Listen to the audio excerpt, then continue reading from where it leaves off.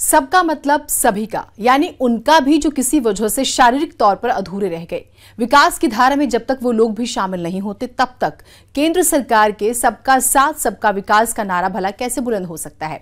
और यही वजह है कि केंद्र सरकार ने वैसे लोगों के विकास के लिए सुगम्य भारत अभियान चलाया है, जिसका मकसद है विकास की दौड़ में सबको समान अवसर मुहैया कराना। नमस्कार, आपके साथ मैं हूं जीनत सिद्दीकी और आप देख रहे हैं हमारी खास पेशकश उभरता भारत। एक वक्त था जब देश में नहीं देख पाने वाले लोगों के लिए न नाम की जरूरत होती थी न काम की। बना बनाया एक नाम था सूरदास और काम भीख मांगना। लेकिन अब वक्त बदल चुका है। विकलांग अब न सिर्फ दिव्यांग हो गए हैं बल्कि अपने हुनर और हौसले से कामयाबी की उड़ान भर रहे हैं। विकलांग नहीं दिव्यांग है ये, कमजोरी नहीं ताकत पर बल, हुनर निखारने से संवरेगा कल। आंख से तो हमें लगता है कि शायद वो विकलांग है, लेकिन अनुभव से लगता है कि उसके पास कोई एक्स्ट्रा पावर, अतिरिक्त शक्ति है। और तब जाकर के मेरे मन में विचार आया, क्यों न हम हमारे देश में विकलांग की जगह पर दिव्यांग शब्द का उपयोग करें। तारीख 27 दिसंबर 2015। कार्यक्रम मन की बात। इस विचार ने तारीख और कार्यक्रम को भी अमर बना दिया। जिन्हें हम कमजोर समझते थे, पहली बार अपनी ताकत के जरिए उन्हें पहचान बनाने का मौका मिला। ये वो लोग हैं जिनके पास वो ऐसा एक अंग है या एक से अधिक ऐसे अंग हैं जिसमें दिव्यता है, दिव्य शक्ति का संचार है, जो हम सामान्य शरीर वालों के पास नहीं है। इनसे मिलिए, नहीं इनको सुनिए। टीवी पर आए संगीत के एक कार्यक्रम से ये आवाज और ये चेहरा पूरे देश के लिए जाना पहचाना बन गया। नाम है जगप्रीत बाजवा। जगप्रीत देख नहीं सकते, लेकिन दुनिया इन्हें देख रही है और अब इनकी आवाज ही इनकी पहचान। ये खनक पायल की है। जी हाँ, पायल ठाकुर नाम है। हिमाचल प्रदेश की इस परिकिन की पहचान ही है आवाज। ये भी टीवी पर सजी संगीत की महफिल को रोशन कर चुकी हैं और अब अपनी आवाज के दम पर नया मुकाम बनाने में जुटी। सिर्फ आवाज की दुनिया में ही दिव्यांगों की ऐसी चमक नहीं है, बल्कि खेल की दुनिया में भी इनका जलवा सिर चढ़कर बोल रहा है। एक दिव्यांग की ये छलांग देखकर दुनिया की आंखें फटी की फटी रह गईं। जिस छलांग ने देश को दिलवाया सोने का तमगा। एक बस हादसे ने मरियप्पन थंगावेलु से इनका एक पैर छीन लिया, लेकिन कुछ कर गुजरने की हिम्मत नहीं छीन पाया।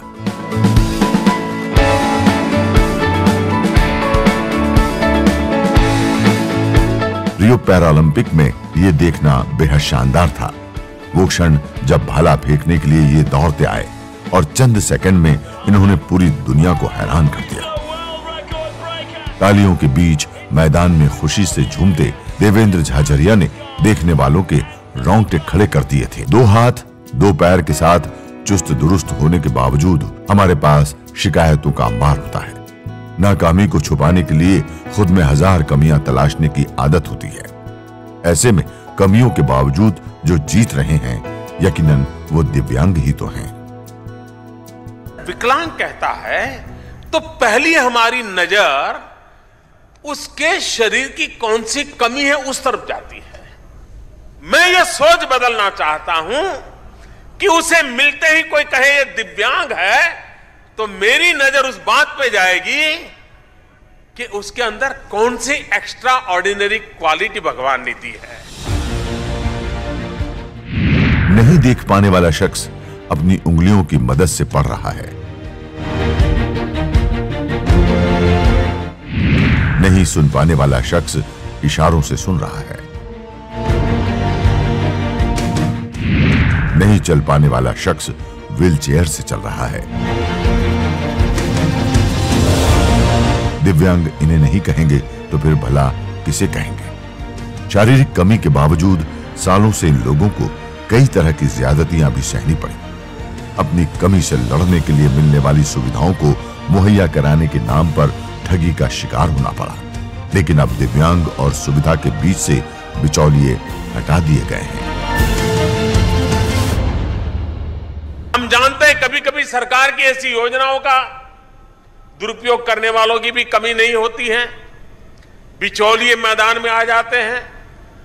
वो बेचारे के पास पहुंच जाएंगे, उसके साथ चर्चा करेंगे, उसको कहे कि देखो भाई, मैं तुमको ये दिलवाता हूं, इतना बीच में मेरा हो जाएगा, तुम्हें ट्राइसिकल दिलवा दूं, कुछ मेरा हो जाए, तुम्हें हियरिंग एड की कुछ व्यवस्था करूं, कुछ मेरा हो जाए।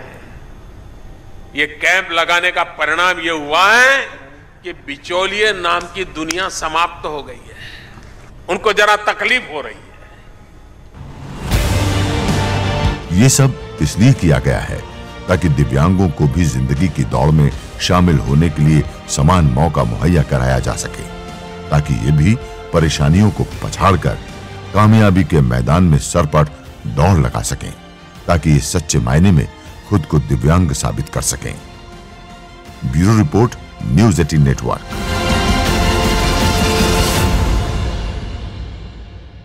पांचों उंगलियां बराबर नहीं होती, लेकिन किसी काम को सही तरीके से अंजाम तक पहुंचाने के लिए सभी उंगलियों का इस्तेमाल जरूरी है। ठीक इसी तरह देश को विकसित बनाने के लिए हर नागरिक का विकास होना जरूरी है, और सबका विकास तभी मुमकिन है जब सबको समान अवसर मिले। देश भर में दिव्यांग के लिए बन रहा माहौल। जिंदगी की दौड़ में पीछे नहीं रहेंगे दिव्यांग। सुगम्य भारत अभियान से जीतेंगे जहान। रॉबर्ट हेंसल के शब्द दोहराना चाहता हूं। मैं विकलांग हूं, ये सही है, लेकिन इसका मतलब सिर्फ ये है कि मुझे आगे बढ़ने के लिए आपसे थोड़ा अलग रास्ता लेना पड़ेगा। वही अलग रास्ता है ये सुगम्य भारत अभियान, जिसका मकसद है दिव्यांगों को समान अवसर दिलाना, हर जगह उनके मुताबिक माहौल बनाना, ताकि ये न तो खुद को असहाय समझें, न ही किसी और को लाठी बनाकर इन्हें अपनी जिंदगी की लड़ाई लड़नी पड़े। आखिरकार समावेशी समाज ही तो आने वाले दिनों में विकास का असली पैमाना बनेगा। सबका साथ सबका विकास की हमारी धारणा और परिकल्पना तब तक पूरी नहीं हो सकती जब तक हम समान के प्रत्येक हिस्से के विकास के लिए प्रतिबद्ध ना हो। एक दर्द वो होता है जिसके लिए रोना पड़ता है, और दूसरा दर्द वो होता है जिसे ताउम्र ढोना पड़ता है। शारीरिक तौर पर किसी अंग की ताकत छिन जाना भी तो ऐसा ही दर्द है, और इसी दर्द की दवा है ये सुगम्य भारत अभियान, जिसका आगाज 3 दिसंबर 2015 को विश्व विकलांग दिवस के अवसर पर केंद्रीय वित्त मंत्री अरुण जेटली ने न्याय और अधिकारिता मंत्री थावर चंद गहलोत के साथ मिलकर किया था। सुनिए इस मौके पर वित्त मंत्री अरुण जेटली ने दिव्यांगों को लेकर क्या कहा था।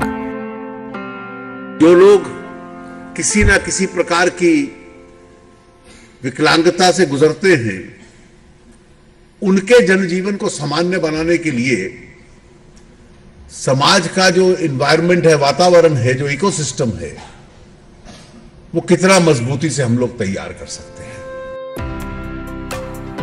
इस योजना का शुभारंभ खुद पीएम मोदी करने वाले थे, लेकिन उन दिनों चेन्नई सहित पूरा तमिलनाडु बाढ़ की मार झेल रहा था, इसलिए उन्हें तमिलनाडु में बाढ़ का मुआयना करना जाना पड़ा।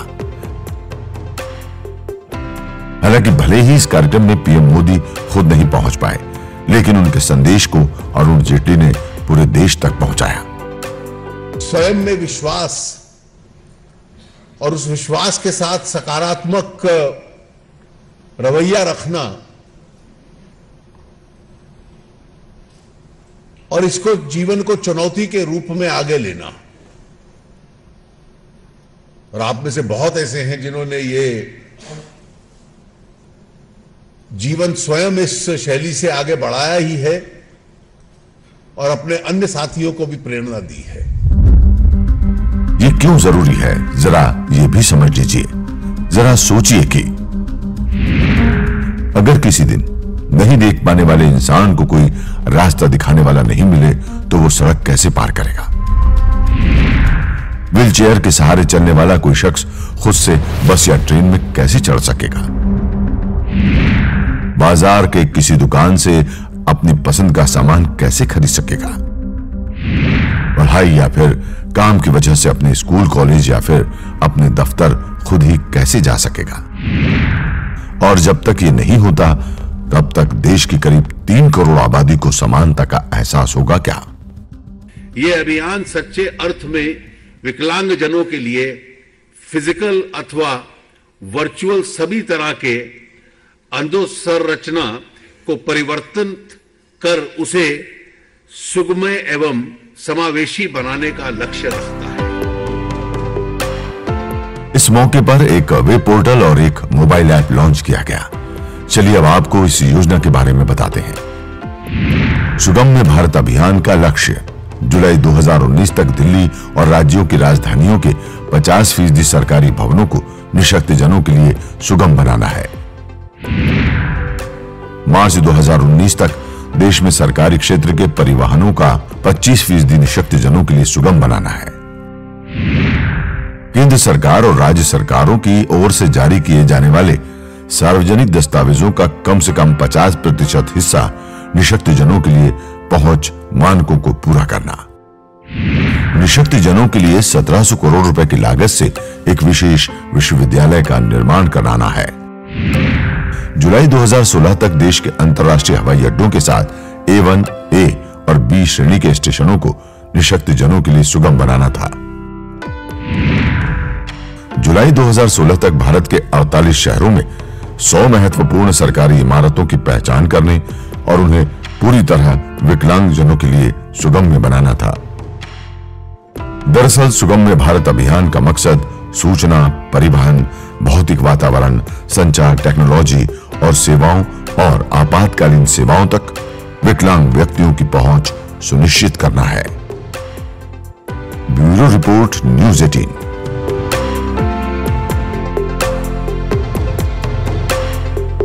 देश भर में सुगम्य भारत अभियान के तहत दिव्यांगों को बिना किसी परेशानी के जीने लायक माहौल तैयार किया जा रहा है, तो दूसरी तरफ एक वेब पोर्टल और मोबाइल ऐप लॉन्च की गई है। चलिए अब रुख करते हैं बिहार का और जानते हैं कि इस नए ऐप से वहां के दिव्यांगों की जिंदगी में क्या फर्क पड़ा है।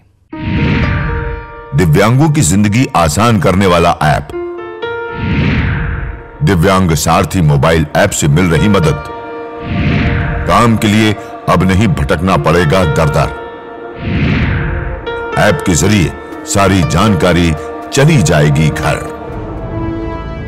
जिनके लिए चल पाना मुश्किल है, उन्हें भी अपने हक के लिए दर दर भटकना पड़े तो क्या होगा?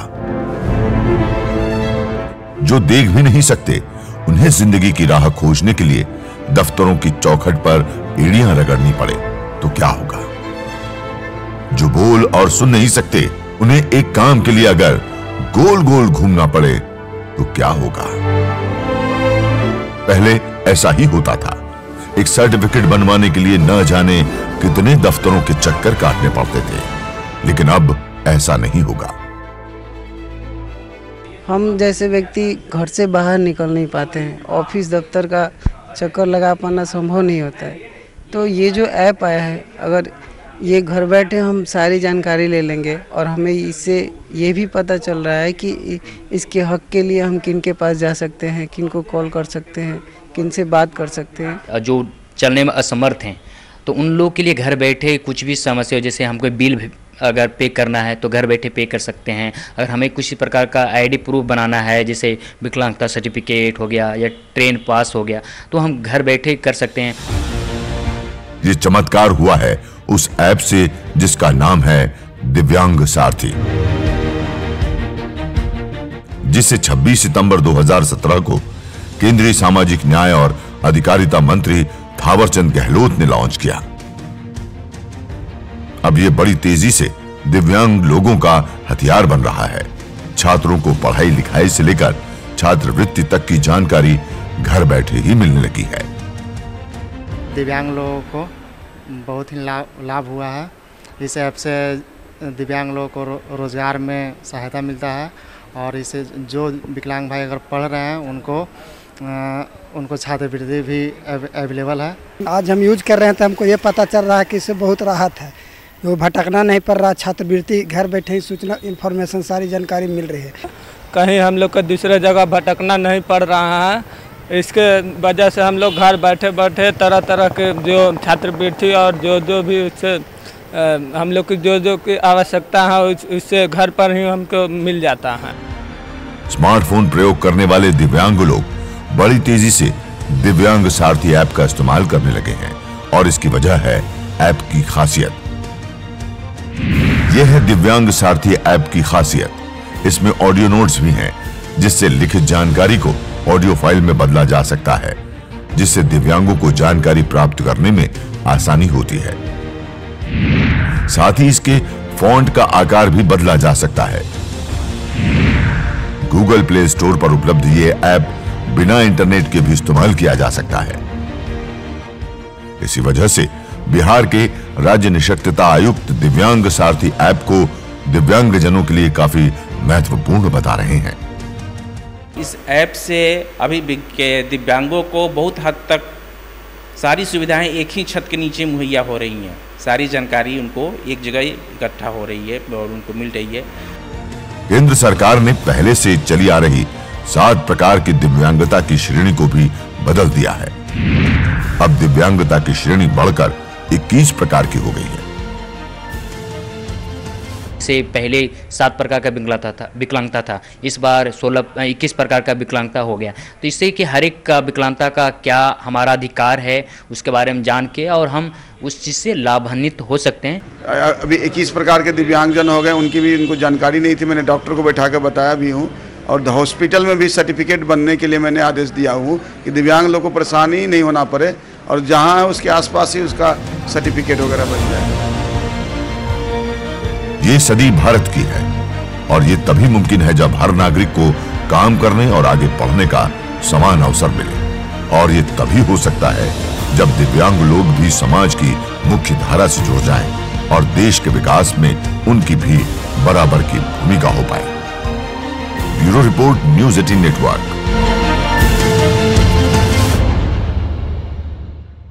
पैसा मतलब ऐसा साधन जिसके बिना जीना मुश्किल है।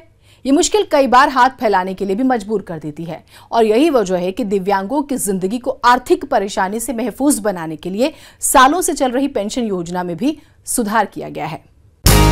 नो टेंशन, अब दिव्यांगों को हर महीने मिलेगी पेंशन। दिव्यांग पेंशन योजना से दूर होगी पैसे की किल्लत। राज्यों ने दिव्यांगों को मिलने वाली पेंशन राशि बढ़ाई।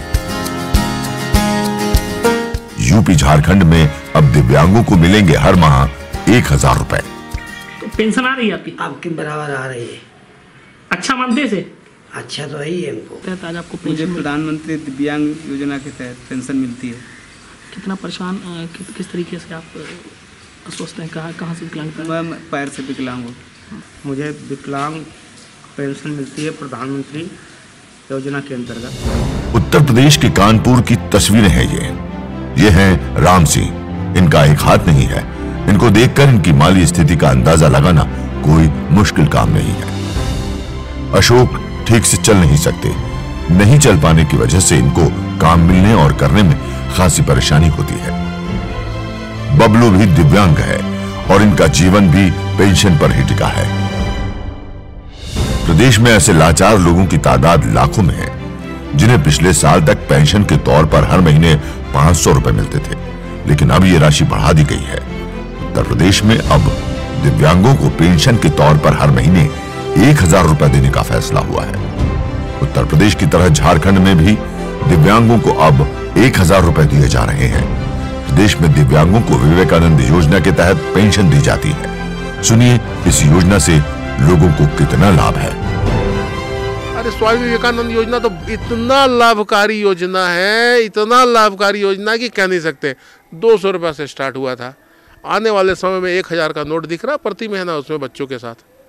स्वामी विवेकानंद जो प्रोत्साहन राशि है ये जो सरकार ने 600 रुपये से बढ़ा के 1000 रुपये किए हैं। इस पेंशन योजना का लाभ वही उठा सकते हैं जो 40% या उससे ज्यादा विकलांग हो। चलिए अब बताते हैं कि पेंशन योजना का लाभ उठाने के लिए किन कागजों की जरूरत है।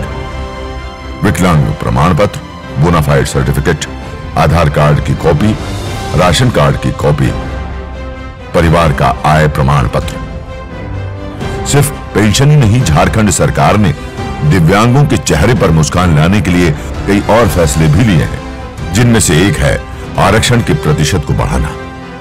अभी जो हमारा जो आरक्षण जो बढ़ाकर राज्य में 5% कर दिया गया है, इसका भी बहुत महत्वपूर्ण है कि हमारे राज्य में इसका फायदा मिल रहा है। जी हाँ, अब झारखंड में दिव्यांगों को 5% आरक्षण दिया जाएगा। पहले ये 4% था। यकीनन सरकार के इस कदम से दिव्यांग बच्चों में पढ़ने और सरकारी नौकरी पाने की ललक बढ़ेगी। इतना ही नहीं, दिव्यांग लोगों को अब सहायक यंत्र के लिए इंतजार नहीं करना पड़ता।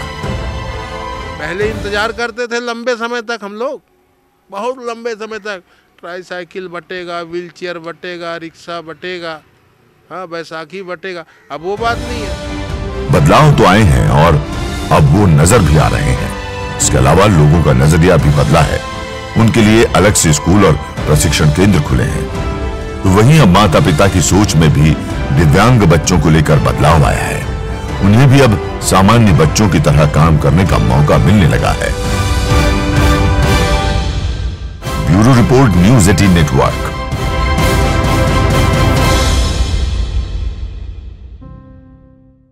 और इसी के साथ हमारी इस खास पेशकश में इतना ही। दीजिए इजाजत। नमस्कार।